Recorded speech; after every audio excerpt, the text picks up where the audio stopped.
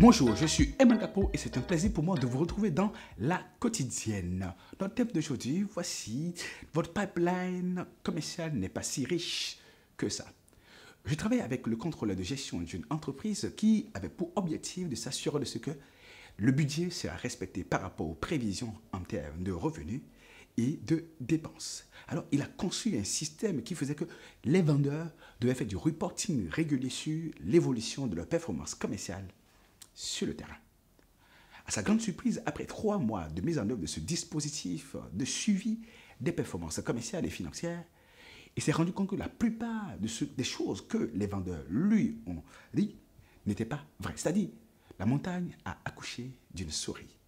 Les frères n'ont pas tenu la promesse. Et on croyait que les gens étaient sur le marché et qu'ils avaient des promesses qui allaient se convertir en affaires, surtout en bonne commande et en encaissement. Ce ne fut pas le cas. Il était tout furieux. Il me dit, Herman, c'est pas possible. Les gars m'ont rassuré et j'ai validé des dépenses sur cette base et je me rends compte de ce que, on est complètement passé à côté de la plaque. Et je lui ai dit, tu sais, il te manque peut-être 3 précisions importantes. La première chose, c'est que les vendeurs sont des optimistes. Ils sont des optimistes qui ont cette capacité à vous faire croire que tout va bien. Assurez-vous de ce que vous puissiez leur poser la bonne question. Parce qu'un vendeur, il veut vendre l'espoir. Un vendeur, il veut vendre la certitude. Un vendeur, il veut vendre l'assurance. Il veut vous rassurer, tout simplement. Mais si vous ne faites pas attention, il va vous faire croire que tout ira bien. Mais il faut demander des précisions. Quelle est la chose la plus importante lorsque on doit poser des questions à un vendeur? Ce n'est pas est-ce que les affaires sont bonnes. Ce n'est pas est-ce qu'il vend bien. La question n'est pas de savoir est-ce que le mois prochain sera intéressant ou pas. Ce n'est pas combien de personnes il a contacté. Combien as-tu vendu aujourd'hui? Point. Il n'y a pas une autre question qu'il faut lui poser. Combien as-tu vendu aujourd'hui?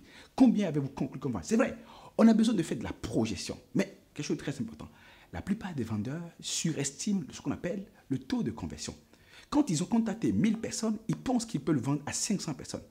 Alors qu'ils savent très bien qu'en général, lorsqu'ils contactent 100 personnes, ils vendent à peine à 10 personnes. Ce qui veut dire que s'ils veulent faire 100 ventes, ils doivent contacter 1000 personnes. C'est là où il faut les challenger pour être sûr de c'est quoi leur taux de conversion. Et pendant la prévision, vous leur demandez exactement combien de personnes prévois-tu contacter. Et combien de personnes as-tu contacté avant-hier, la semaine dernière, le mois dernier. Eu égard à ça, quelle est la vente que tu as pu faire et vous calculez ainsi le taux de conversion et vos prévisions de vente seront plus vraies et plus sûres. Et n'oubliez pas quelque chose de très important. Si il est question de pouvoir monitorer la performance commerciale, il faut la monitorer au jour le jour. Ça veut dire quoi? Ça veut dire tout simplement, les gens ont promis qu'ils vont vendre pour 10 aujourd'hui, à la fin de la journée, vérifiez s'ils ont vendu pour 10. Et s'ils disent demain on va faire mieux, ce n'est pas grave. Vérifiez qu'ils vont faire mieux. Monitorez la performance au quotidien de sorte que vous puissiez en même temps corriger, soit on augmente l'intensité de l'activité commerciale, on ajuste la formation et la compétence, on ajuste le dispositif de contact du marché, on optimise les produits pour être sûr de ce que les prévisions de vente vont être réalisées. Autrement, on va espérer, on va penser qu'il y a beaucoup de choses qui sont dans le pipe. Et à la fin du processus, on n'est pas heureux, on n'est pas content, on est déçu. N'oubliez pas, votre pipeline commercial n'est pas si riche que ça. Et si vous voulez qu'elle soit riche, challengez vos vendeurs, faites de la mesure quotidienne, donnez de la formation, faites des ajustements, mesurez au quotidien, monitorez les chiffres commerciaux et financiers au quotidien pour être sûr de ce que, on ne vend pas du vent, on ne vend pas du faux espoir. On se retrouve demain.